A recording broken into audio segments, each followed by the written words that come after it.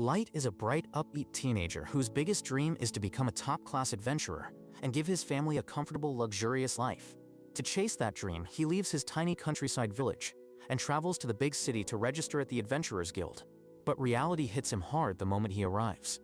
In this world, the goddess created 9 different races, and humans are ranked at the very bottom. Because of that, they suffer constant discrimination, and Light experiences it firsthand as soon as he steps into the city. A Beastman adventurer brusquely orders him to get out of the way, even though Light isn't blocking the road at all. Light can only bow his head and apologize. Eventually, he reaches the guild and signs up to become an adventurer. The receptionist explains that all newcomers start at F rank. She then asks if he has any kind of gift that could influence his evaluation, and Light's eyes light up. He proudly tells her that his unique skill is called unlimited Gacha, and that he can pull various items using it. Since words alone aren't convincing, he decides to show her. Light summons his Gacha device and activates it on the spot. The machine spits out a fork card. When he releases the card, a real fork appears on the table, but it's completely bent out of shape. Light panics, insisting that it usually goes better than this, and hurriedly tries again. He uses his skill multiple times in a row, but the results are tragic. A rotten apple, moldy bread, one piece of trash after another. The receptionist watches this pathetic display and decides that this useless human deserves nothing more than the lowest rank. She firmly assigns him F rank, and Light accepts it with a strained smile. He then asks if there's any work he can start right away. She directs him to the quest board where all the simple beginner jobs are posted, but as soon as he looks at the board, he freezes up. The receptionist immediately realizes what's going on. Light can't read. To her, this isn't surprising at all. Humans already have a terrible reputation, and their literacy rate is notoriously low. She sighs and tells him there are basic labor tasks he can do, like hauling stones or gathering firewood, but those pay far less than proper quests. Light swallows his pride and takes whatever work he can get. After an exhausting day of backbreaking labor, he barely earns enough money to rent a small room for the night. Since he can't afford food, he has to rely on his troublesome Gacha ability to feed himself, but he still tries to stay positive and believes he'll manage somehow. Unfortunately, a gang of beastmen has decided to make him their target. They deliberately block his path so he'll bump into them. When Light accidentally brushes against them, their leader immediately starts shouting, accusing Light of dirtying his clothes. Before Light can even figure out what's happening, they snatch away his coin pouch. Terrified, Light begs them to give his money back because he'll have nowhere to stay without it. The Wolfman thug just punches him to the ground and claims he needs the money for laundry fees. The beastmen walk off, leaving Light sprawled in a muddy puddle. Passers-by sneer at him, telling him to go rot in the filthy human slums where he belongs. Completely defeated, Light feels his hope crumbling, until someone suddenly extends a hand toward him. Without thinking, he grabs it and looks up to see a beautiful elf standing in front of him. A moment later, he realizes his hand is caked in mud and hastily pulls back, apologizing for staining her skin. The elf, however, calmly tells him that it's fine and assures him she won't hurt him. But years of prejudice have conditioned Light to distrust anyone from the higher races. His body tenses up in fear. To prove she means no harm, the elf woman kneels down and hugs him tightly. Light is stunned into silence. Even as people in the street mock her for lowering herself for the sake of a human, she helps him to his feet. Standing behind the elf is a group of adventurers made up of all kinds of races. They introduce themselves as a party called Concord of Tribes. They explain that their team was formed with one representative from each of the goddess's 9 races, and the only member they were missing was a human. The Beastman, Garu, introduces himself first. The elf woman finally gives her name as Sasha, and goes on to list the rest of their companions. Drago the Dragonute, Diablo the Demon, Abero the Oni, a dark elf, Nano the Dwarf, and Centaur the Centaur. Garu cheerfully declares that they were just out looking for a human to complete their party. Kion then adds that they formed the Concord of Tribes to fight racism and create a future where all races are equal. To Light, it sounds almost too good to be true, but he can't deny how amazing it all seems. Overwhelmed by the chance to belong somewhere, he happily agrees to join the Concord of Tribes. Before long, they begin going on quests together, and it becomes painfully clear that Light is the weakest member by far. On every mission, he has to be rescued by Drago and Sasha whenever monsters attack, since even a single hit could be fatal for him. Light keeps apologizing for being careless, while Sasha carefully inspects him for injuries and tells him to stay behind them at all times. The rest of the party starts teasing Sasha, pointing out how obsessed she seems with Light and how much she dotes on him. Flustered, Sasha turns bright red and insists that she only cares about him as a teammate, nothing more. Light, meanwhile, feels completely useless because he can't contribute anything in battle and is only good for carrying the luggage. But Drago comforts him, saying that Light brews incredible tea, and that alone makes him valuable. Hearing this, Light's spirits lift a little, and he happily follows the group deeper into the dungeon. Eventually, they reach a wide open area with just a single entrance and exit. The party members exchange meaningful glances and silently agree that this spot is perfect for their plan. Unaware of what's going on, Light sets up his kettle and starts preparing tea for everyone. As he's focused on his task, Drago walks over and bluntly announces that Light is being fired from the party. Light is so shocked that he can't even process the words. He stammers and asks what he did wrong to be kicked out. Garu bluntly tells him that they're getting rid of him because he's completely useless. One by one they start insulting Light, calling him stupid and worthless. Even Sasha, who had always acted so kind and caring, looks at him with disgust. The entire party begins hurling slurs at both him and the human race. Light initially thinks this must be some kind of joke, but they coldly tell him that nobody has enough free time to play childish pranks on a worthless human. Light then demands to know why they were so nice to him up until now if they hated him this much. They answer that it was all an act. Drago explains that their superiors noticed Light's gift, unlimited gacha, and suspected that he might be a maestro, someone with incredible potential. Because of that, the Concord of Tribes received orders to keep an eye on him. However, after monitoring him, they concluded that Light's gift was garbage, and that he could never become a maestro. Once that decision was made, they got the signal to dispose of him. Sasha is the most relieved of them all. She admits that if Light had actually turned out to be a maestro, she would have been obligated to marry him, and just imagining that makes her skin crawl. Light doesn't even understand what a maestro really is, but Drago cuts off the explanation, saying they've already told him more than they should.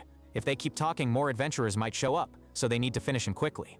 Garu then mimics Wolverine, extending his metal claws and slashing Light across the face.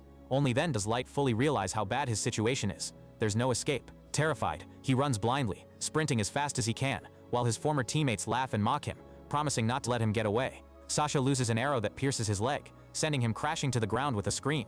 The racist elves smirk and comment that a human's screams sound like beautiful music. Garu, excited by this, moves in to torture Light further just to hear him cry out again.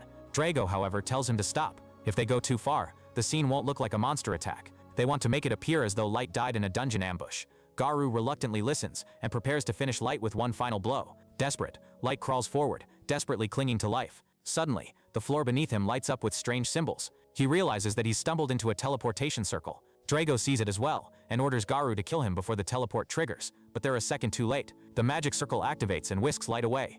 Even though he escapes the traitorous party, his luck doesn't exactly improve. The teleportation trap drops him somewhere completely random in the dungeon, deep underground, in a place he doesn't recognize. He knows that if any monster finds him in this condition, he's finished.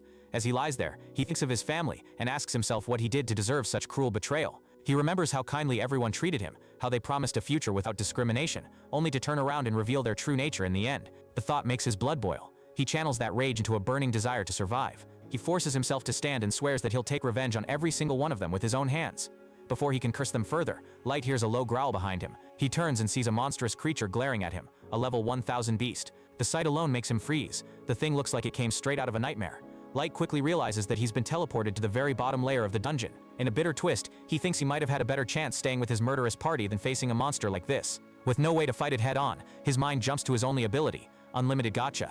With nothing left to lose, Light frantically slams the gacha button over and over. Suddenly, his ordinary gift begins to change. A massive magic circle appears beneath his feet, and the gacha device starts to transform, powering up in a way he's never seen before. Light doesn't understand what's happening. Then, just as the monster lunges to devour him, the gacha roll completes. From the dazzling light, a maid with an overwhelming presence steps out, a level 9099 servant. She obliterates the monster in an instant. The fight ends so fast that Light barely even registers what happened. The terrifying creature now gone, the aura-radiating maid calmly walks over to him. She kneels, gently places her hands on him, and instantly heals all his wounds. She apologizes for doing it without asking, saying that she couldn't bear to see his silky smooth skin injured. Light is stunned to find himself perfectly healed. The maid then asks for his name. He introduces himself as Light, and she smiles warmly, delighted to finally know what to call her new master. She makes a solemn vow, citing the maid's code of honor, and swears to serve him faithfully until death. Light awkwardly tells her that's a bit much, and asks if she could at least share her own name first. She introduces herself as May, the ever-seeking maid, and explains that she was summoned from a super-ultra-rare card pulled by his unlimited gacha.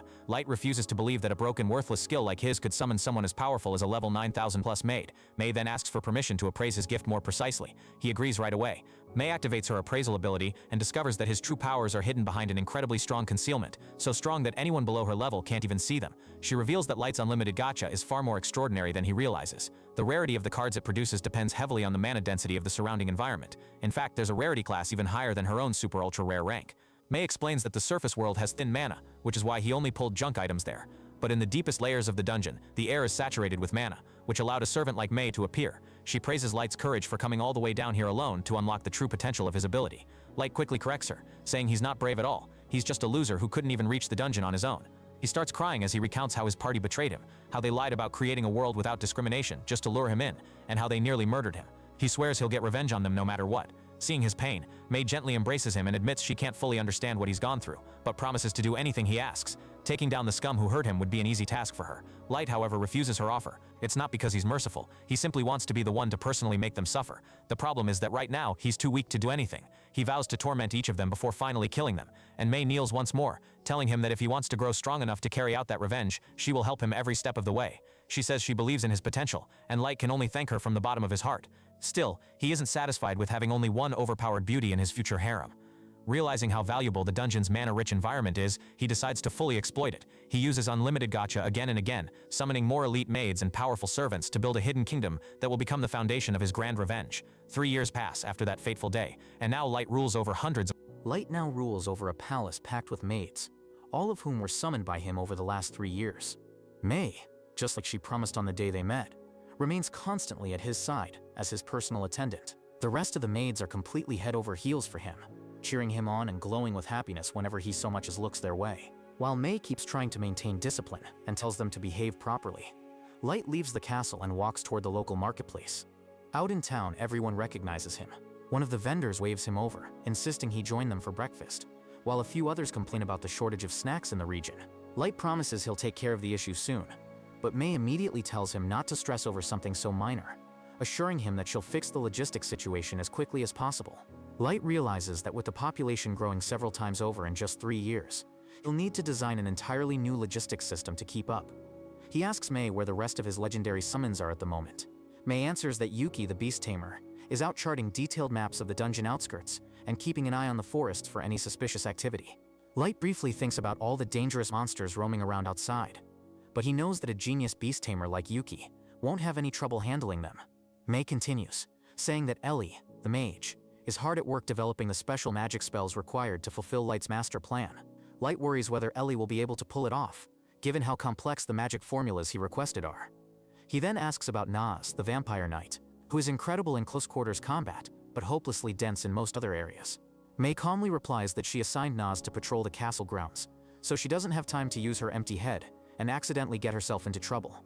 Light doesn't really mind Naz's airheadedness, though. If anything, she makes life around the castle more entertaining. Soon, they return to the palace, where Light is summoned by Jack, the fourth and final legendary servant. Jack asks if Light is ready for another training session. Mei frowns slightly and reminds Jack that he should be addressing Light properly, as master. Jack, however, is a hardcore Sigma male who doesn't put any stock in that feminist nonsense, so he just ignores her completely. Light tells Mei it's fine, since he thinks of Jack more like an older brother, and says he'll head to training with him. Inside the training grounds, both of them get into position. With a sudden burst of speed, Light charges straight at Jack and slams a punch into his rock-solid abs, pushing him back with surprising force. Jack actually looks impressed, commenting that any normal adventurer would have died from a blow like that. He can handle it though, since his body is built like a tank that can soak up ridiculous amounts of damage. They clash again in the middle, fists colliding before they both retreat. Light follows up with a rapid flurry of strikes, which Jack smoothly dodges, testing his reflexes. Meanwhile, elsewhere in the castle, Naz is still patrolling the corridors, her empty little head practically bouncing with each step. She's greeted by a group of maids who start buttering her up, telling her how safe they feel knowing Naz is always patrolling and keeping danger at bay. Naz beams with pride, which is exactly what they were aiming for. The maids then suggest she should go check Light's bedroom to make sure everything is secure and that nothing suspicious is happening there. Naz thinks that's an amazing idea and heads straight toward his room. When she tries to open the door, Mei steps out from inside. Naz asks what Mei is doing in Light's chambers when he should be away training at this time. Mei instantly turns red and stammers that she was just cleaning his room while he was out. Naz says she still has to make sure the room is safe, but before Mei can stop her, Naz slips inside. She notices that the bed covers are all ruffled and messily thrown around. In her clueless way, she points out that it looks like someone was rolling around on the bed, sniffing the pillows, and asks Mei if she deliberately made it look like that. Mei decides to weaponize Naz's stupidity, and confidently declares that it's her special bed-making technique. Naz is genuinely impressed and asks if she can learn it too. Mei refuses, saying it's a secret professional technique that can't be taught. That jogs Naz's memory. She remembers that the other maids wanted her to deliver a message to Mei. Naz pulls out a parchment and hands it over. Mei realizes it's basically a complaint letter. The maids are rebelling against her monopoly over Light's bedroom and are upset that she never lets anyone else clean it. Mei tells Naz not to worry about it and says she'll deal with the maids herself. She slips Naz a few coins in return for her silence, which Naz happily accepts before skipping out. She immediately heads back into town and starts browsing all the food she could buy with her newfound pocket money, eventually deciding on fluffy pancakes and fresh milk. Once she's done, she cheerfully returns to the castle and spots Yuki sitting on a balcony. Naz asks if Yuki's work in the forest is complete. Fed up with Naz's antics, Yuki wordlessly holds up the finished map that Mei requested, showing that she's already done and back to report in. Naz praises her and goes back to her patrols, wandering into the throne room next. Inside the flashy chamber, she starts screaming at the top of her lungs just because there's no one there to scold her. Then she jumps onto the throne itself and starts messing around with it until she accidentally breaks off one of the wings from an angel statue.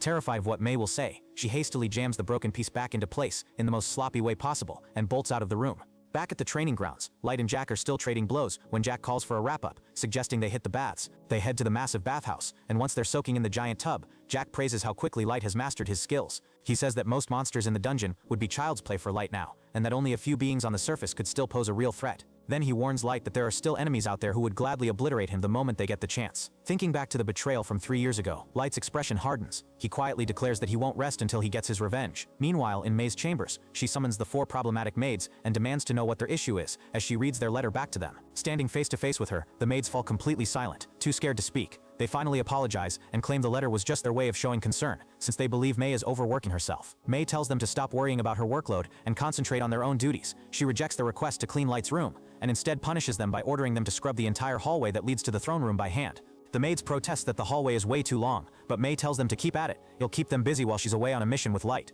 Outside, Naz is glued to a shop window, staring longingly at a gauntlet she really wants but can't afford. While she's sulking there, Ellie walks up and asks what she's staring at. Naz points at the gauntlet and then asks why Ellie is back so soon when she's supposed to be supervising the new construction project. Ellie casually replies that everything is going smoothly, so she snuck away for a little break. The two quickly start bickering over who's closer to Light and who's more important. Ellie smugly says she's directly involved in Light's revenge plan, unlike Naz. She also boasts that she recently shared a pleasant evening tea with him where they discussed their progress, and proudly mentions that next time they meet, she intends to arrange a private dinner. Naz pouts and says she wants to have tea with Master too. She reminds Ellie that she specializes in close quarters combat and tells her to come find her if she ever needs help beating someone up. Ellie smiles and says she'll absolutely remember that and might cash it in someday. Naz then returns to her brainless patrol routine. Back at the castle, the 4 maids are huddled together, plotting against Mei. They grumble that Mei is no better than that angry little mustache man from Germany and wonder if they should secretly snitch on her to Light. They immediately think better of it. None of them are brave enough to risk facing her wrath directly. One of them points out that the reason Light treasures Mei so much is because she was his first summon. Another maid with purple hair mentions that it took 2 whole months for Light to finally summon Yuki after Mei,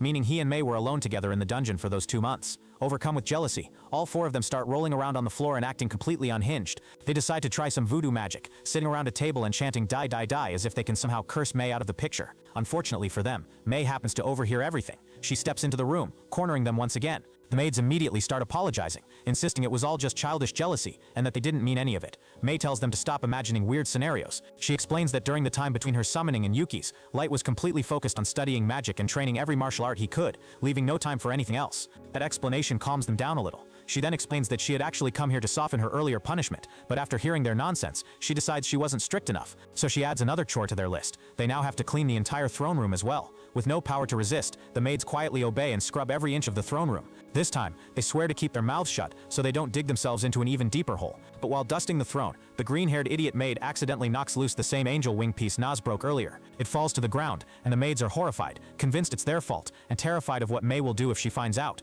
The next morning, Light descends into the dungeon and finds Naz, Ellie, and Yuki already gathered and waiting for him. He greets them with a cheerful good morning, but Naz and Ellie immediately start bickering again, as usual. Suddenly, a monster emerges from the shadows. Light freezes when he realizes it's a hellhound. He knows logically that he's much stronger now than he was 3 years ago, but the trauma from that day still lingers, and his blood runs cold every time he sees this kind of beast. His companions, however, have no such fear. They're furious that the hellhound has upset him. Naz gets ready to hack it into tiny pieces. Ellie calmly asks for permission to wipe out the entire hellhound species from existence. Yuki wonders aloud if there's a way to find the actual hell and throw this monster into its deepest pit. Their combined aura alone is enough to make the hellhound whimper and shrink back, fully aware of how hopelessly outmatched it is. Light, though, takes a deep breath, regains his composure, and walks slowly up to the creature. He gently pats it, calming it down instead of destroying it. He knows that if he gave the order, even as a joke, his legendary summons really would eradicate the hellhound race completely. Turning back to his allies, he tells them they're heading for the surface. The time has finally come to begin executing their long-awaited plan for revenge. Back on the surface, the beast folk bow down to the On the surface, a certain beastman has become something of a minor celebrity. It's Garu, the same furry bastard who was part of the party that betrayed Light and left him for dead. In this city, he's now treated like a rising star. People practically line up in the streets, begging him to introduce them to his connections or to set their sisters up with him. He struts through town with his entourage at his back, acting like he owns the place, when he spots a small human child digging through a pile of garbage, desperately searching for anything remotely edible. Garu, a hardcore racist to his core, doesn't need any reason at all. He grabs the kid and tosses him aside like trash, snarling at him to get lost and never show his face in this neighborhood again if he values his life. The nearby beast folk cheer for him like brainless fans hyping up their favorite idol. Their shouting only dies down once Garu steps into a bustling tavern. He nonchalantly takes the best seat in the house and tells his cronies to order as much food and drink as they want, boasting that he's made so much money recently he needs to burn through it before the IRS comes for him. While humans starve outside, he and his friends are served heaping trays stacked with meat skewers and fancy dishes.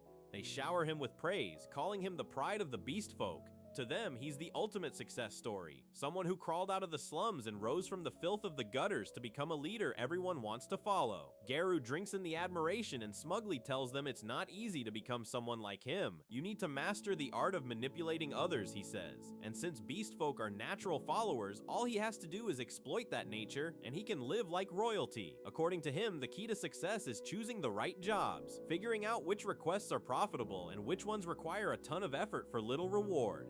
One of the dim-witted beastmen at the table timidly asks if the job they took 3 years ago, the one involving the Concord Party, was one of those good jobs. Another underling quickly tells him to shut up and not dig into that topic. Garu calmly tells them that unfortunately, the Federation that hired them back then made them swear an oath of secrecy, so he can't go into detail. Even so, he remembers that mission very clearly. It was the cushiest, highest-paying job he has ever taken. All he had to do was get rid of one useless, pathetic human kid, and in exchange, he became rich and famous. The only thing that still nags at the back of his mind is that he never figured out where that teleportation circle sent the boy. But he doubts there was even a 1 in a million chance that Light survived. He also wonders what exactly a maestro is, and why the Federation was so obsessed with finding one. But the thought alone makes a shiver crawl down his spine, and his instincts tell him that digging any deeper would be dangerous. His thoughts are interrupted when a stunning woman approaches their table. It's May, but he doesn't recognize her. She politely asks if they can talk. Then she confirms that he's Garu, the leader of the beast folk in this region.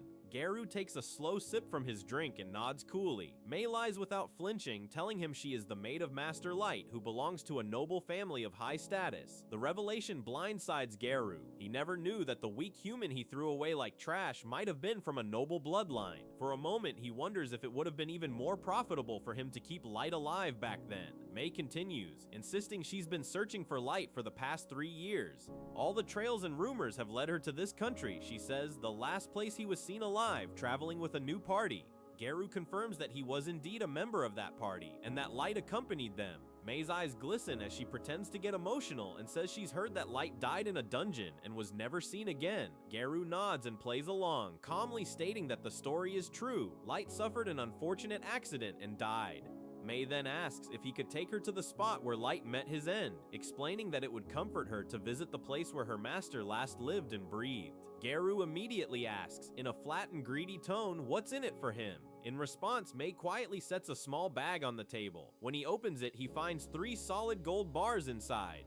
His underlings are so stunned they can't even speak, but Garu keeps his face as composed as he can, trying to decide whether this is some sort of trap, or if this woman truly just wants an escort into the dungeon. In the end, he decides he may as well take the deal. After all, she's just one human woman, and in his mind, there is no way someone like her could hurt him, much less be a threat to his life. So he agrees and leads her toward the dungeon, taking his whole crew along as backup.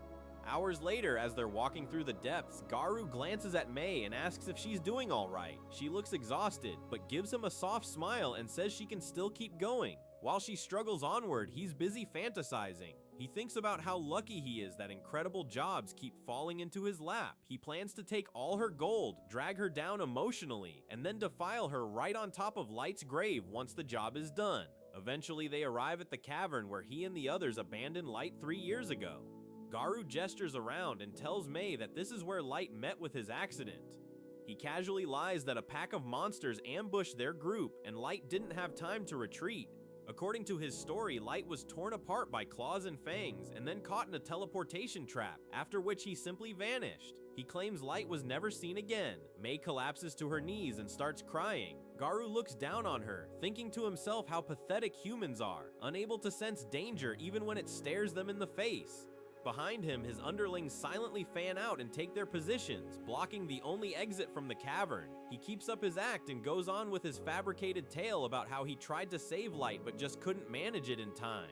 Just as he is preparing to make his move, Mei speaks again, but this time her voice changes. It's colder, sharper. She says that only the most vile scum on Earth could lure a kind-hearted person like Light into a filthy dungeon and then betray him there. She looks around the cavern, eyes filled with a different kind of emotion. She says that if she had arrived in Light's life just a bit earlier, he would never have been kicked out of his party, shot in the leg with an arrow, or beaten within an inch of his life. Garu's blood runs cold. He instinctively jumps back, suddenly aware of how dangerous she is. His followers glance at each other in confusion. They don't know the full story, but Garu does. Only the 12 members of that party and a handful of high-ranking elites in the nation should know what really happened that day. He realizes that this woman somehow knows details that were never made public. He demands to know who she's working for and asks if she's some kind of spy sent by an enemy tribe. Mei laughs at the idea. She says she serves no tribe, no nation. She serves only Light. And now, she declares, Garu will face her fury. Just the surge of energy pouring out of her is enough to make Garu flinch, and that alone terrifies him. He tries to remind himself that she's just a human, part of the lowest race, only good for using and discarding. But the way she looks at him makes his instincts scream in warning. For the first time in a long while, he feels a very real fear of death. Before Mei can unleash her power, another voice echoes from the shadows, calm and familiar. Light tells her to relax, saying he'll handle Garu himself. Garu refuses to believe what he's hearing, but then Light steps out of the darkness, very much alive. He greets Garu like they're old friends, saying he came all this way just to personally repay him for what he did 3 years ago. With Light right in front of him, Garu's confidence surges back. He bursts into laughter, saying he never imagined he'd see Light again. He mocks him openly, calling him a weak level 15 human, and bragging that he himself is now a level 150 raid boss. He claims that someone like Light could never beat him. He sneers and says that he doesn't know how Light managed to survive that teleport trap, but it doesn't matter. Now he gets the honor of killing Light with his own hands and bringing back his corpse as proof. Light sighs and asks if Garu isn't even a little curious about who Mei is and how strong she might be. Garu admits he has no idea what her exact capabilities are, but he is absolutely certain that lowly humans will never measure up to beast folk. He brags that every one of his men is over level 130, and that they'll simply steamroll Light and Mei both. With that, he gives the order to attack. Two of his underlings immediately rush at Light, ready to tear him apart, but in less than a heartbeat, Mei appears in front of them. Their heads slide neatly off their necks and hit the ground, while their bodies drop lifelessly behind them. She calmly announces that anyone who dares threaten Light will lose their head. Light then tells her to stand down and instead seal all the exits. He wants to have some fun himself. Garu's remaining men start to panic. They can't process what they've just seen. Two of their comrades decapitated before they could even blink. Garu tries to steady them, insisting that it was just a cheap trick and nothing more. Light asks Garu if he still truly believes humans are inferior, and whether it's ever crossed his mind that humans might actually be the strongest race of all. Garu scoffs at the idea and flaunts his level, but Light just replies that levels are nothing more than numbers, and they don't always reflect true strength. Garu has heard enough. He leads a full-on charge with his remaining subordinates. To his shock, Light doesn't even move at first. He stands there like calm water, then suddenly explodes into motion. In a blur, he intercepts every attack, blocks every blow, and counters each strike, knocking all of the beastmen flat on the ground and leaving them gasping for air. Light walks up to Garu and asks him again if he still thinks humans are weaker. Garu, humiliated and in denial, pushes through the pain and jumps back to his feet, shouting that there's no way a human can be stronger than he is. He yanks a magic crystal from his pocket and smashes it against the floor, summoning his familiar, a towering level 500 wolf-like monster.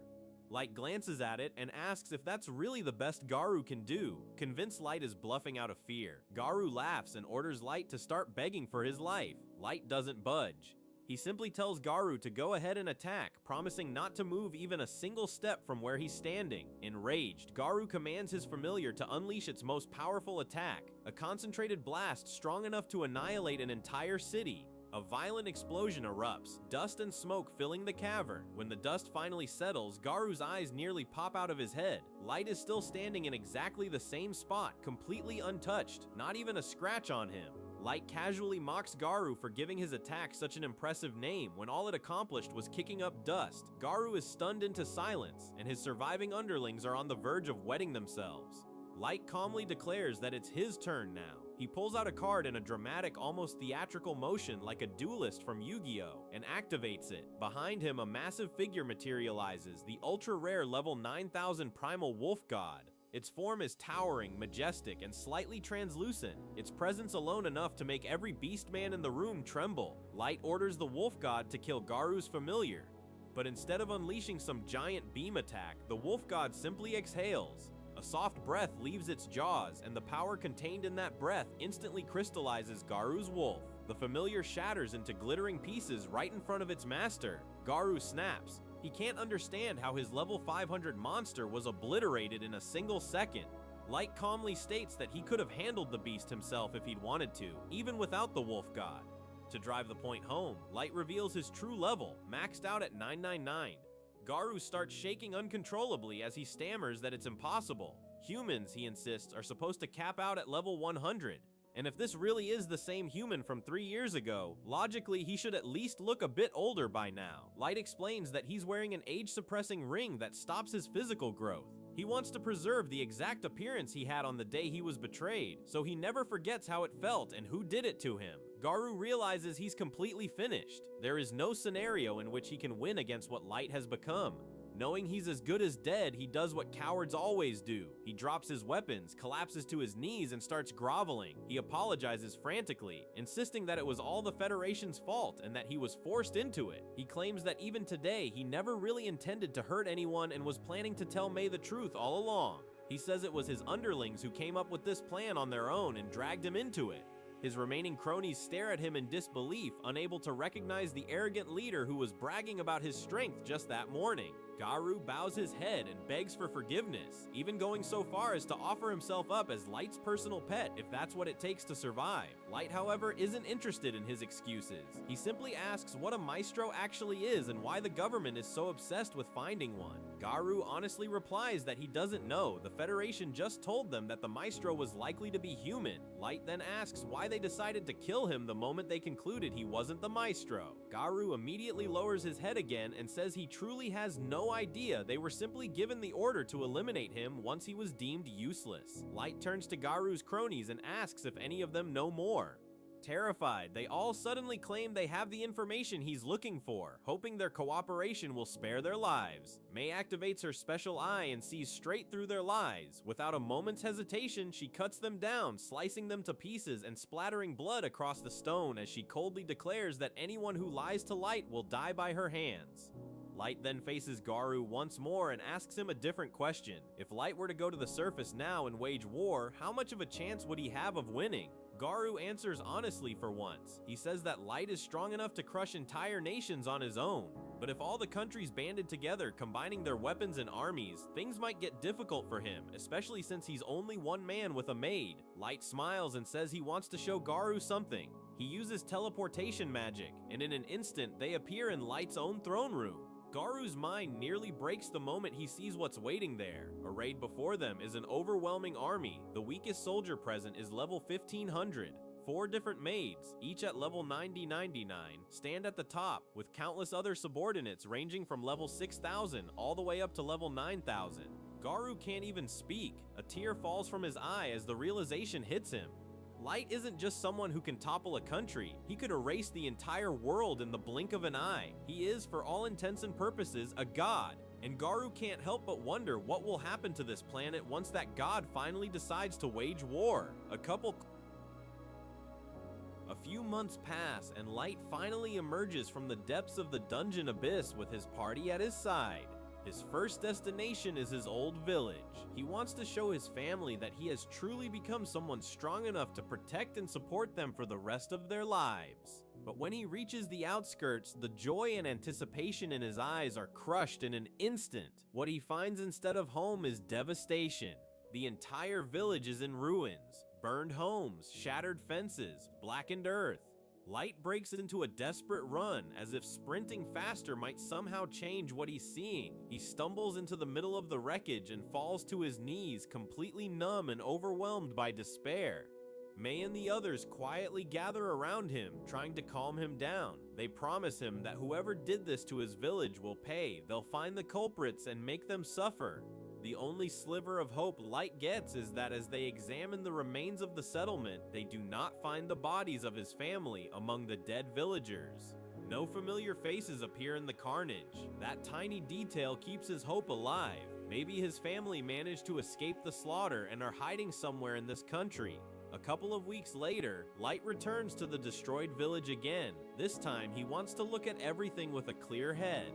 The first visit, he was shattered and half out of his mind. Now he wants to examine the scene calmly in case there were clues he missed. Anything that might point to what happened to his family. This time, he is accompanied by an armored knight named Gold and a sharp, unusually haired assassin named Nem. The sight of his village still fills Light with dread, but he forces himself to stay composed. With the help of his companions, he starts building simple graves for the fallen villagers. They place flowers on the graves when they're finished. As Light looks around at the pattern of destruction and the way the bodies had fallen, he becomes certain that this wasn't the work of random monsters. It looks like the job of an adventurer party from another race. Someone organized, efficient, and ruthless. While Light is deep in thought, Gold starts complaining out loud. He points out that if they don't leave soon, they'll end up sleeping out in the open. Nem snaps at him, furious that he would be so insensitive while Light is still in mourning.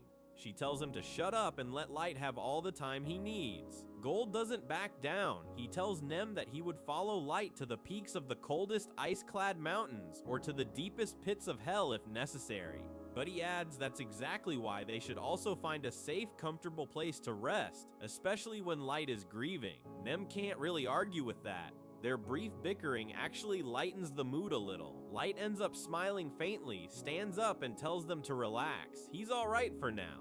He says that they'll find lodging soon, but first they need to gather more information. He knows his army is strong enough to challenge the entire world if it comes to that. But even so, Light doesn't want to rush straight into total war. He insists they should proceed carefully.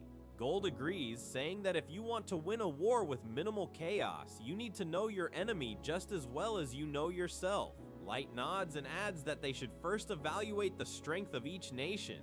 On top of that, he suspects the raid on his village has something to do with him being a potential maestro. The fact that the same secret organization that once placed a death sentence on him would go so far as to slaughter his entire village makes his blood boil. He swears that he'll burn the entire world down if that's what it takes to rip all the corruption and evil out by the roots. Nem is stunned by the murderous aura radiating from him. Gold gently warns Light that he has to keep his rage under control, especially while they're in heavily populated areas. The time for mass slaughter hasn't come yet. They don't want to start a massacre by accident. That brings Light back to his senses. He exhales, forcing his anger down. Then he pulls out a small, edgy-looking mask, ugly but effective. As they prepare to head toward the city, they activate their flying abilities and set course for the metropolis of Dogus. While they're traveling through the sky, Nem asks Light what their plan is once they arrive. Light explains that they need to keep a low profile at first, so the Concord of 12 doesn't get suspicious. The first step is to register at the Adventurers Guild. Once they're registered, they'll steadily raise their party rank as high as possible. The higher their rank, the easier it'll be to get reliable information from people seeking their help and from those who want to curry favor or earn their protection. Gold praises the plan, then asks if they should continue on foot from here. If they fly straight into the city, they'll stand out immediately. Light agrees. They descend into the forest and begin walking the rest of the way. While trekking through the trees, they hear shouting up ahead. They move closer and see that a group of dwarves has surrounded a man and his young daughter, clearly intending to rob them. The dwarves spot Gold's shining armor through the foliage and shout at them to come out. Light steps forward and with a single command gives his subordinates permission to deal with the little bandits. Nem takes care of the dwarves effortlessly. In no time, they're tied up in the middle of the forest, staring in shock at how quickly they were overwhelmed. As thanks for saving them, the man offers Light and his companions a ride to Dogus in his wagon. The little girl is utterly fascinated. She's never heard of a human defeating dwarves in combat before. Her father agrees that it's rare to find humans that strong. He asks Light if they are a famous adventurer party. Light honestly replies that they're not even registered yet, which leaves the man stunned. Even so, he tells Light that he's chosen the right place if he wants to form a new party. He explains that the city of Daugus is built right on the border of the Dwarf Kingdom and is connected to both the human and elven kingdoms. That unique location attracts a huge variety of dungeons and adventurers from everywhere. It also leads to frequent disputes, but just as much trade. The man adds that Daugus is especially popular with humans. However, since humans still face discrimination in many areas, he himself runs an inn where all races, human, dwarf, elf, whoever, are treated with equal respect. When they reach the city gates, Light and his party step down from the wagon and thank the man for the ride. He tells them to call him Colonel and invites them to stay at his inn if they need a place for the night. Inside Daugus, the city is alive with noise and motion. Every street is lined with shops selling weapons, armor, and supplies.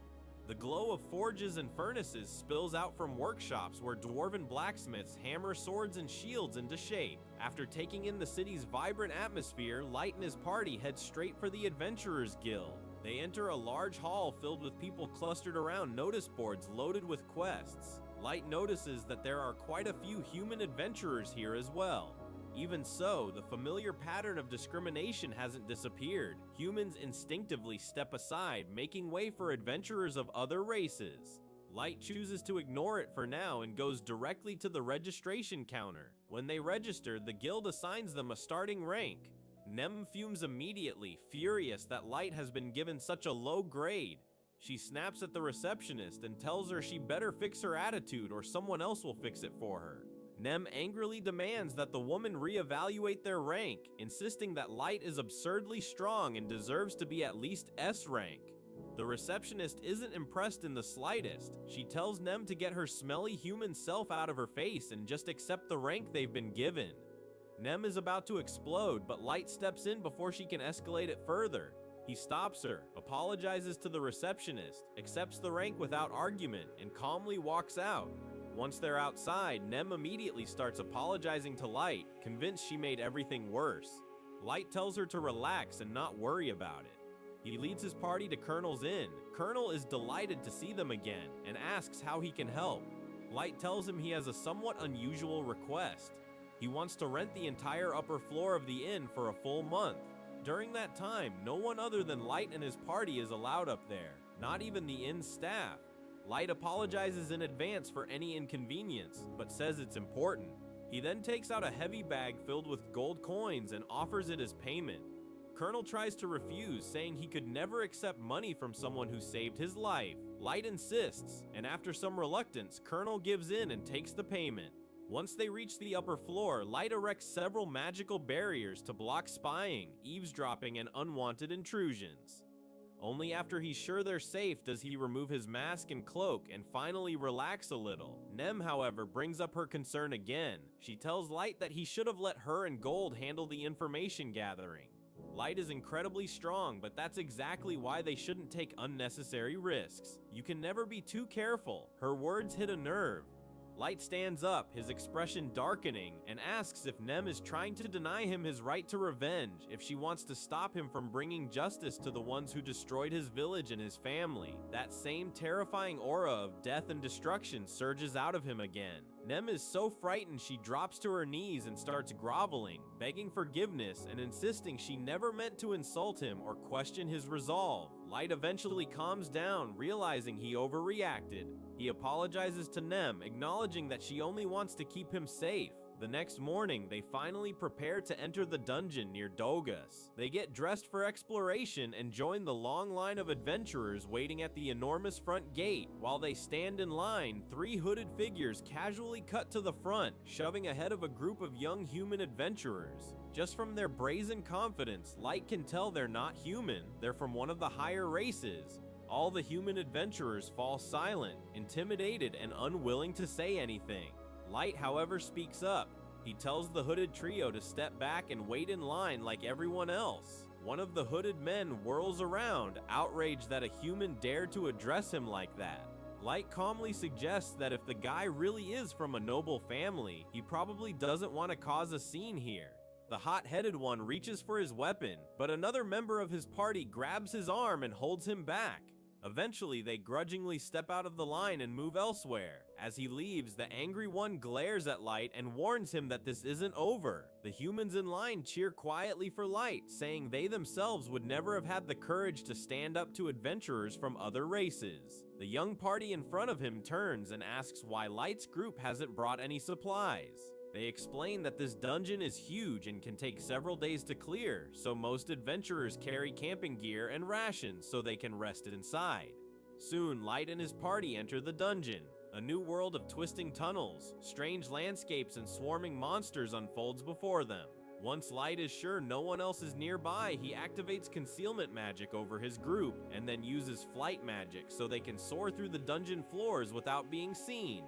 Somewhere else, in the depths of a jungle area, the hooded adventurer from earlier storms through a crowd of monsters. Furious that a worthless human dared to talk back to him, he throws off his cloak and draws the massive sword on his back. He loudly declares his name, Kaido, the youngest elf ever to join the elite White Knights, and boasts that he has the blood of the master flowing through his veins. In his rage, he rampages through a cluster of orcs, stabbing them straight through the head. A dark elf named Yan tells him to calm down, but Kaido is too irritated to listen. He complains that despite his strength, his level seems stuck at 1500.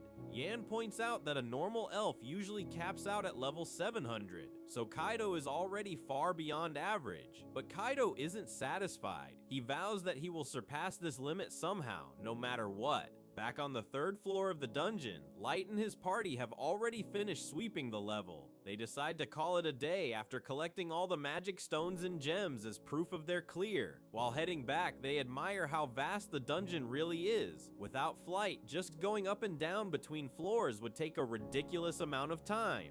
Thanks to their abilities, they can clear multiple layers in a single day. As they move toward the exit, they spot the young adventurers from before locked in a fight against a pack of goblins. Light pauses to watch. With decent teamwork, the group manages to defeat all the goblins. Just as they're catching their breath, a bush snake slithers toward the mage girl in the back, ready to strike. Light drops down, kills the snake in an instant, and warns them not to focus only on the enemies in front of them. They must always be aware of their surroundings.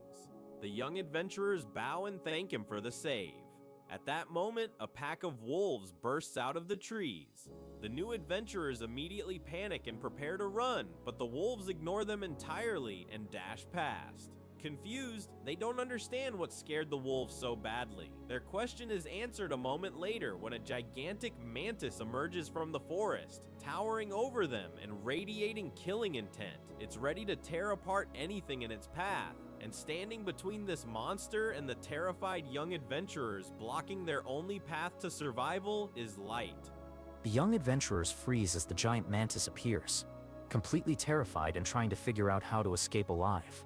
Their leader forces himself to stay calm and tells the pink-haired mage, Maya, to fire a spell to distract it, then turns to Light and begs him to help. He suggests they trip the monster and use that chance to run away, but Light just tilts his head and asks if they don't want to hunt it. The boy yells that the beast is hunting them, and they should be running and warning the guild so this dungeon can be sealed. Light just smiles and tells them to step back. He looks at Gold and Nem, who are already itching for action. Nem guesses the mantis is at least level 500 and calls it a good warm-up. Before they can argue over who goes first, Gold cheats and charges in. The mantis slashes at him with its scythes, but Gold blocks and parries every blow. The monster, annoyed, slams its blades into the ground. Gold jumps away and notes that even after his counters, the scythes don't have a scratch, meaning they're insanely durable. Nem mocks him for making excuses. Light joins the fight, activating his fire arrow card and launching a massive blast. To everyone's surprise, the mantis bats the spell back at them, forcing Light's party to dodge the explosion. The young adventurers are stunned.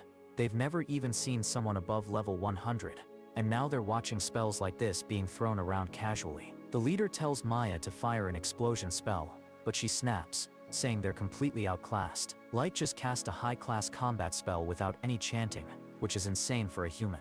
Gold overhears and laughs, telling the kids to stay back and enjoy the show, or they'll just throw their lives away. He promises to teach them real knight techniques later, how to block with a shield and attack at the same time. While he talks, his back turned, the mantis tries to ambush him. The kids are too shocked to warn him, but Gold calmly raises his shield and blocks so cleanly that the monster's scythe shatters. Blood sprays as he explains the perfect shield counter can hit harder than a sword slash. He then spins and cuts off one of the mantis's legs in a single strike. Not wanting to be outdone, Light fires another barrage of fire arrows. The mantis swats them away again, but this time Light controls the projectiles mid-air, curving them into the monster's back. He bombards it from all directions, disorienting it. Maya is amazed. She's never seen anyone freely steer their spells like that. One well-aimed blast blows off another scythe, and the mantis finally decides to run. It tries to retreat, but Light activates a firewall card and summons a raging wall of flames, blocking its escape. Maya realizes, shocked, that he just used tactical class magic with no incantations at all. As they move in to finish it, the mantis reveals hidden wings and takes to the air. Light decides to let Nem finish the job. She leaps up, spinning through the air, and destroys the monster in one flashy move. She lands, satisfied, but Gold immediately scolds her for ruining most of the valuable parts just to look cool. Nem realizes she wrecked the loot and apologizes to Light. The young adventurers, meanwhile, are speechless. 3 people just killed a level 500 mantis like it was nothing. Luckily, one of the kids finds the magic core gem, the most important drop. Nem brightens up immediately. It can use that to rank up at the guild. The young leader walks up and asks if Light's party is some famous group, B rank, A rank, maybe even S rank. Light calmly answers that they're brand new and currently just F rank. The kids are blown away, even they outrank him on paper. Maya then creates a sphere of water so Light's group can wash up. They thank her, but the kids insist they're the ones who owe thanks. Without Light, they'd be dead. Their leader invites Light's party to camp with them for the night, since wandering the dungeon after dark is suicidal, and Maya really wants to ask about his magic. That evening they share dinner around a campfire. Maya bombards Light with questions, and he casually says she herself seems like a good mage. She denies it, saying she can't even properly use basic combat spells, much less advanced ones, without chanting. Her friends still don't get why Light's magic is so impressive, and she finally explodes, explaining combat class magic. Single target spells like Fire Arrow, tactical class magic, wide area spells like Firewall that change the battlefield, strategic class magic, world scale spells that cause disasters like meteors, tsunamis and earthquakes, usually requiring multiple top-tier mages. She says advanced magic is normal for elves, dragons, and beastfolk, but humans usually don't have the mana for it, so just the fact that Light can use them is insane, but doing it with no incantations is legendary. Gold and Nem agree that she really knows her stuff. The young leader adds that Maya is his sister, and talented enough that she was accepted into the Duchy's School of Magic. Light recognizes the name and asks if that's the academy in the Principality of Nine, where all races are supposedly equal. The boy nods, but his expression darkens as he explains their parents died in the last epidemic, and Maya never got to go. That's why he formed this party with their childhood friends, to earn enough money to send her there someday. It reminds Light of his own little sister. He tells them not to lose hope, that he's sure they'll reach their goal. They end the night and rest. The next morning, Light's party and the kids return to the surface with bags full of high-level magic crystals, shocking the guild receptionist. She takes the loot, pays them, and the story of an F-rank human party defeating a level 500 mantis spreads like wildfire. As they walk through the market, people whisper and point at them. 2 adventurers approach and ask if they're the ones who killed the mantis. Nem instantly draws her dagger, demanding to know what they want. The men panic and say they're friendly, introducing themselves as Suval and Gil. Gil says he's not sure if the rumor is true, and Nem's dagger is at his throat immediately as she hisses, asking if he's calling Light a liar. Suval hurriedly calms her down, explaining that they're actually cheering Light on. He proved humans shouldn't be underestimated. Then their party calls them, and they wish Light good luck before leaving. Later, Light and his companions line up for another dungeon run, listening to other races mock the idea that a human party defeated a mantis. Inside, they take to the sky again using their magic. They soon spot Maya and her party walking across a green field. Light lands and greets them. Maya shyly offers him a small jar of homemade ointment she learned to make from her grandmother as thanks for saving them. Light accepts it with a smile, and decides he should give her something back. He discreetly transforms a magic card into a bracelet, and hands it to her. She's overjoyed and promises to treasure it forever. That night, while they're flying, Nem grumbles about the trade. Why give such a powerful item for something as useless as ointment? Gold laughs at her, saying she has no idea. It's the thought that matters, and the bracelet is special. It can grant small miracles if the wearer wishes hard enough. It might be no big deal for someone like Light, but for Maya, it could mean the difference between life and death someday. A few days later, Light and his party return to the guild once more, stronger, more famous, and one step closer to their grand revenge. Back at the guild, Nem slams her hands on the counter and demands that the receptionist immediately promote Light to S rank, insisting he doesn't deserve anything less. The receptionist, visibly nervous, tells her that's impossible. They have a strict rank system in the guild. She reminds Nem that they already made an exception a few days ago by promoting Light straight to D rank, right after he defeated the Scythe Mantis. Even so, Nem keeps leaning in, glaring and pressuring her so much that the receptionist eventually cracks. She says that if Light performs another major feat, the guild might approve yet another promotion. Light actually likes that idea. He decides to go after a rumored adventurer killer who's been targeting only humans. That kind of job is dangerous and dramatic enough to earn attention from the guild. That night, he gathers Gold and Nem and explains his plan. They both agree that capturing this adventurer hunter could definitely help him rank up. The only problem, they have no idea where to begin looking. As they're sitting together, brainstorming where the killer might be operating, Light suddenly senses someone approaching. He quickly puts on his mask while Gold and Nem ready themselves for a fight. A portal opens in front of them. They tense, expecting an enemy to step through. Instead, Maya comes tumbling out, battered, exhausted, and barely conscious. Light rushes forward and catches her before she hits the floor. The bracelet he gave her previously suddenly snaps in half at that exact moment. He lays her gently on the bed. Even half delirious, Maya keeps mumbling that she has to hurry and tell Light everything. Light heals her physical wounds first, then uses his abilities to peer into her memories and see what led to this. What he sees happened just the day before. Inside the dungeon, some adventurers warned Maya's party about a human-targeting adventurer killer roaming the area. They advised the group to leave the dungeon immediately. Maya's older brother, the leader of their party, agreed. They started heading toward the exit right away, but as night fell, they realized they weren't even halfway there. Everyone was exhausted. The brother hesitated, trying to decide if it was safe enough to camp. Then they spotted another party nearby, faces fully hidden under cloaks and hooded gear. Maya told her brother they should warn those people about the adventurer killer as well. He agreed, and went over to talk to them. They had no idea they were walking straight up to the killers themselves. The cloaked group casually started talking among themselves, complaining that they should have done a better job cleaning up their previous work. The kids didn't understand what they meant until the dark elf Yan started laughing and calling them stupid. Maya's brother was still confused when Kaido drew his sword and bluntly told them the truth. They were the adventurer killers, and Maya's party would be their last targets for the day. That's when the children finally realized they'd stumbled into their worst nightmare. Even then, Maya's brother and his two friends planted themselves between her and the killers and shouted at her to run. They charged straight at Kaido, determined to buy her time. Kaido took their defiance as a personal insult. He was outraged that some lowly human brats even thought about fighting him. With one swift slash, he cut down Maya's brother. When the other two boys rushed him, he floored them in a single stroke as well. Maya was horrified, frozen in terror and grief. But even gravely injured, the boys refused to stay down. They forced themselves back to their feet, looked at Maya, and yelled at her to run away and chase her dream. Then they charged Kaido again. Once more, he chopped them down like it was nothing. Maya could only scream. Yan scolded Kaido, reminding him that he needed human subjects alive for his experiments. Kaido snapped back that any insect who dared to raise a hand against him deserved to be hunted down. He added that he at least left one alive. That was enough for Yan, who decided to forgive him this time, because a human mage like Maya was rare and valuable. Yan decided to take Maya away as a test subject, but Kaido wanted to have some fun with her first. Yan told him to do what he wanted and walked off. Maya's terror hit a peak. Kaido told her she should feel honored that a future legend like him was willing to use a filthy human like her. She was too terrified to speak until her brother, somehow still clinging to life, forced himself up again and told her to run. Yan was impressed by the boy's stubbornness, saying he'd love to keep him for experiments as well. But Maya's brother knew he wasn't going to survive his wounds. That's exactly why he had no hesitation left, no second thoughts about sacrificing his life to save his sister. He shouted at her again to run, live long, and fulfill her dreams.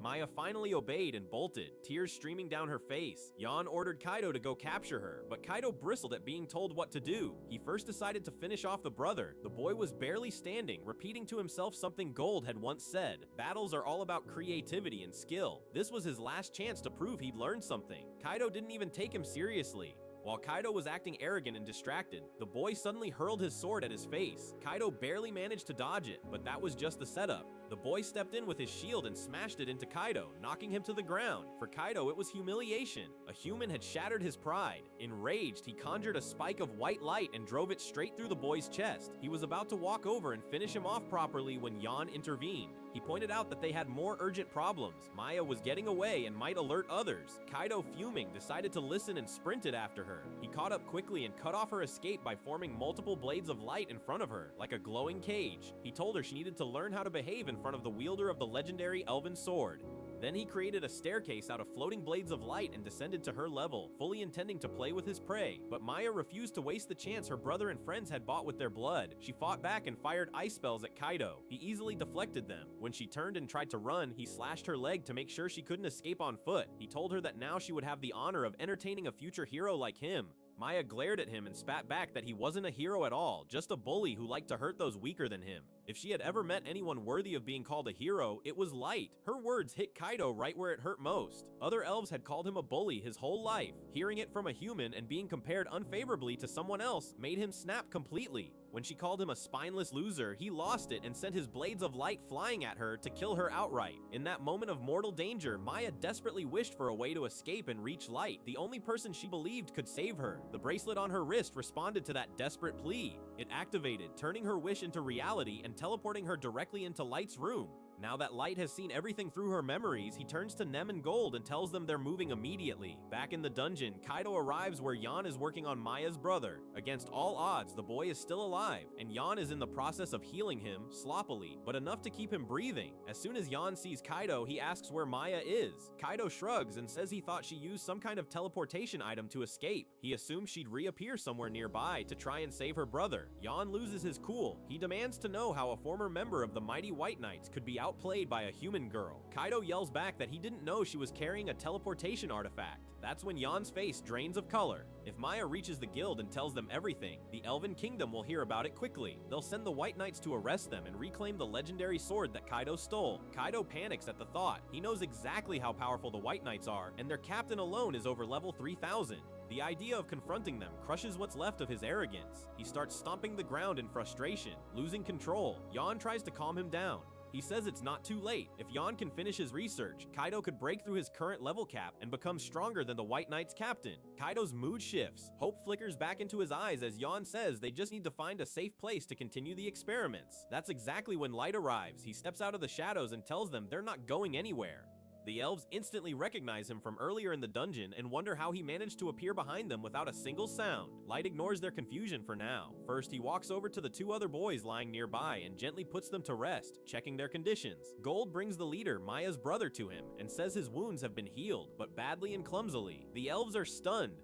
The boy has been pulled away from right under their noses, and they didn't even notice it happen. Light heals him properly in an instant. Then he quietly says that neither of these boys deserved any of this. They weren't criminals or villains. They just wanted to earn enough money to send Maya to the Magic Academy. Now, thanks to the elves, that dream has been shattered. Light thinks to himself that under normal circumstances, they might have become friends. That makes him even angrier. He promises that he'll make them pay for taking that possibility away from him. Yan tries to salvage the situation. He claims they're not criminals and explains that he only found the boy severely injured and healed him out of kindness. Light shuts that down immediately. He reveals that Maya reached out to him and he's already seen everything that happened. Panic flashes across both elves' faces. Light then adds that he hasn't told the guild anything yet. Hearing that, Kaido suddenly bursts out laughing. He says that if Light hasn't reported them, then this is his lucky day. All he has to do now is kill Light and make sure no one hears the story. Light's expression turns ice cold. He says there's no way he's going to let the guild have them anyway. These two are his prey. If anyone will punish them, it's him. He releases an overwhelming murderous aura and tells the elves that he'll tear them apart with his bare hands if he has to. Then he orders Nem and Gold to stay out of the fight. They obey without argument. Light walks forward alone. Kaido is enraged by his confidence and leaps at him, swinging his sword with full force. Light casually blocks the blow with his staff. Kaido can't believe it. He keeps attacking, pouring rage and power into every swing, but Light blocks everything without strain. Yan is stunned. He can't understand how a human is standing toe-to-toe with a level 1500 elf who was once part of the White Knights. Gold and Nem, watching from the side, just remark that Kaido is sloppy. He can't even control his anger in battle. Light gets bored of Kaido's wild flailing. He parries the next strike hard, knocking Kaido off balance, then jabs him directly in the chest with his staff. The blow knocks the wind out of him completely. Light mocks him, saying he expected something more impressive from someone with that reputation. Kaido's frustration reaches a boiling point. He staggers back to his feet and unleashes the full power of his legendary sword, sending multiple blades of light shooting toward Light. Light sidesteps the first one easily. When it hits the ground, ice crystals erupt from the impact point. Light realizes that each of these magic blades is embedded with a different elemental attribute. He starts moving, dodging the incoming projectiles. Even as he does, he recognizes that none of them are strong enough to seriously hurt him, even if he just stood there and took the hits. Suddenly, Kaido appears behind him in midair and swings his sword with everything he's got. Light simply raises his staff and blocks it again, unfazed. Yan is now utterly speechless. No human should be able to withstand a level 1500 elf like this, yet Light is clearly overpowering Kaido. Kaido spirals into another tantrum. He yells that Light must secretly be a swordsman and accuses him of tricking everyone by dressing like a mage. He calls him a cheater for pretending. Light tells him flatly that he really is a mage. Kaido refuses to believe it, so Light silently raises his hand. Without a single word or chant, hundreds of ice swords appear in the sky around them, glittering like a frozen storm. Kaido flinches in genuine fear.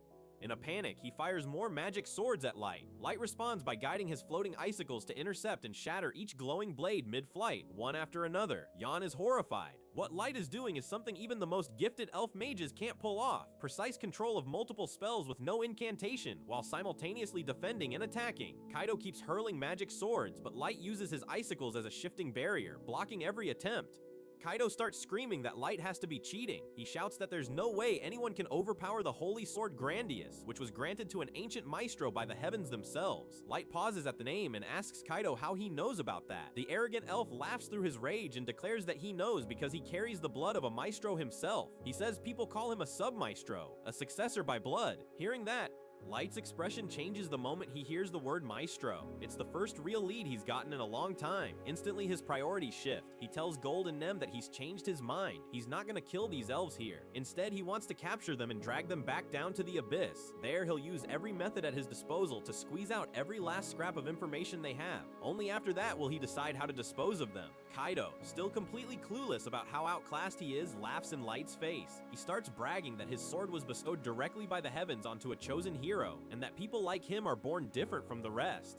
He rambles on about how heroes are special from the very beginning, and then slips into full-blown racist nonsense, insisting that even their genes are superior and that Light is inherently beneath him. Light doesn't even bother responding to his drivel. Instead, he turns to Gold and Nem and calmly tells them that he'll handle Kaido. Their job is to take down Yan, the Dark Elf scientist, and capture him alive. Nem and Gold are ready the second he gives the order. They draw their weapons and prepare to move. Yan, however, smirks and says he's just a researcher, not some frontline battle mage, but if they think that means he'll be easy to catch, they're badly mistaken. He snaps his fingers. The two hooded figures behind him step forward, their forms twisting and reshaping into grotesque monstrosities made of mixed body parts. Pieces of humans, orcs, and trolls fused together into towering chimera abominations. Yan explains with visible pride that these are his original creations, hybrids built from multiple species. The only downside, he says, is that they require several human bodies to stabilize the structure. In exchange, even low-tier creatures normally capped at level 200 can be processed into monsters as strong as level 500. Light catches a glimpse of a face on one of the abominations and recognizes it. It's one of the adventurers who spoke to him earlier that day, congratulating him on defeating the mantis. The realization stabs at him. It hurts to see that man turned into a mindless weapon, but there's nothing he can do for them now. He tells Gold and Nem to put those poor souls out of their misery quickly and not let Yan escape. He'll deal with the elf personally afterward. Yan laughs and orders his monsters to attack. The two chimera beasts charge in, but Gold and Nem each slice one apart with a single powerful strike. Yan doesn't look worried at all. He calmly states that his creations are not so easily dealt with. Sure enough, the severed flesh writhes and knits itself together, and the hybrids stand back up, fully reconstructed and ready for round 2. On the other side of the battlefield, Kaido fires another volley of light blades from his sword. Light easily dodges them, sliding back as a fresh barrage tears through the air where he just stood.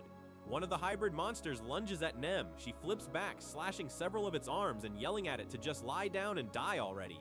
Gold laughs at her, asking where her usual bravado went. She snaps back that he doesn't look completely calm either. Gold chuckles and says he's only just getting warmed up. The second chimera attacks him head on. Gold moves to intercept, but the beast suddenly shifts at the last moment and counters. Gold manages to block with his shield, but the impact forces him back. Yan cackles wildly, telling them they should just surrender now. If they do, he promises to go easy on them during his experiments. Nem shudders in disgust and mutters that the dark elf is a total creep. Then she turns to Gold and asks if they can please end this fight quickly. She has no interest in listening to his insane rambling any longer. Gold agrees, it's time to stop playing around. Nem's daggers start glowing with a sinister purple light, and Gold's sword begins to shine with a bright, pure radiance.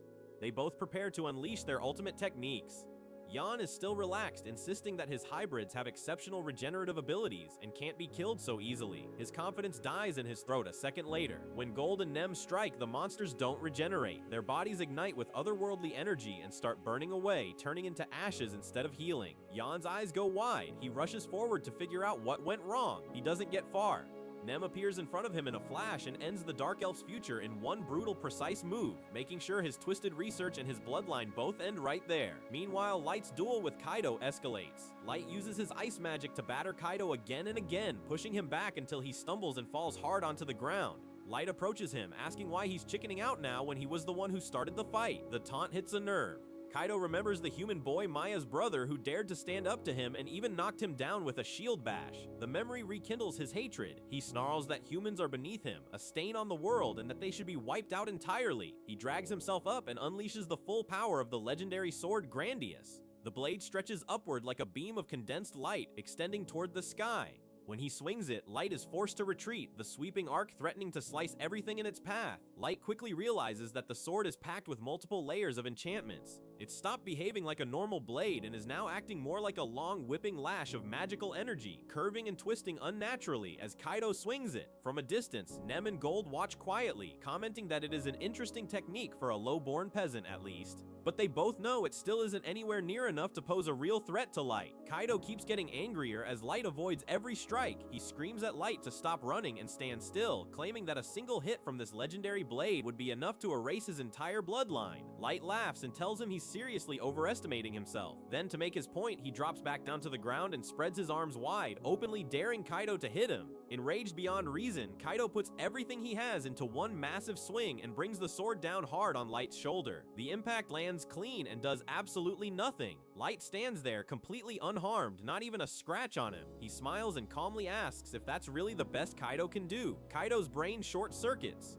He starts swinging wildly, slashing again and again, unable to accept that the chosen wielder of a holy sword is being casually tanked by a human. Light decides he's had enough. He shatters the magic enchantments tied to the sword, stripping it of its abnormal powers, and then drives an uppercut straight into Kaido's jaw. The blow sends the elf crashing to the ground, his face bloodied and swollen. Light stands over him, eyes full of cold disgust. He tells Kaido that from this point on, he'll wring out as much information as he can from Kaido's mouth, his body, his soul, using any method possible. He'll keep going until Kaido himself begs for death as a mercy. In that moment, Kaido realizes he is completely finished. His arrogance evaporates. He starts groveling, saying he's from the queendom of the elves and that he was once the next in line to become captain of the legendary White Knights. Light just looks more disgusted. He asks how Kaido can dare call himself a hero when he folds this easily the first time he's truly cornered. He says the real heroes are people like Maya's party, the boys who fought to the bitter end, even knowing they would die. Then Light takes off his mask. He tells Kaido he'll give him one last chance. If Kaido can land even a single scratch on him in a fair fight, he'll let him go. Kaido wants no part of that.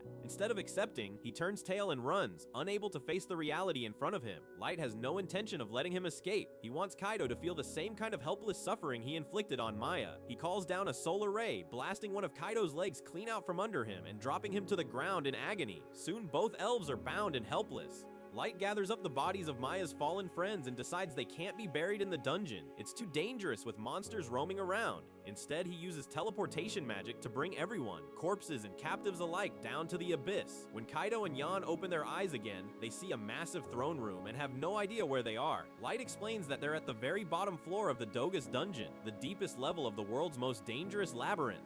This is where he lives. Yan, or what's left of him mentally, can hardly believe anyone could build a home here. Nem promptly shuts him up with a kick. Light's 4 legendary summons. His loyal maids arrive and greet him, then turn their attention to the trembling elves and ask who they are. Light explains everything. These two used humans as raw materials for twisted experiments and caused countless deaths for no reason other than their curiosity and ambition. The atmosphere in the throne room instantly changes. The killing intent pouring off the four maids is so thick that the elves physically shiver. Just from the aura alone, they understand how hopeless their situation truly is. May calmly asks if Light wants them to inflict the worst pain imaginable. The others start casually suggesting various ways to torture and execute the elves. Light tells them no, not yet. The elves must be kept alive until he's extracted every ounce of information they have. Only after that will he kill them himself. All four maids agree without hesitation. Light then turns to Gold and Nem and instructs them to make sure Maya's brother fully recovers and to prepare a proper burial site for the two brave friends who gave their lives to protect her. By the time Maya wakes up, she's back at the inn. She opens her eyes to see Light sitting beside her, watching over her. Her memory is foggy, and she's extremely confused. Light gently explains what happened.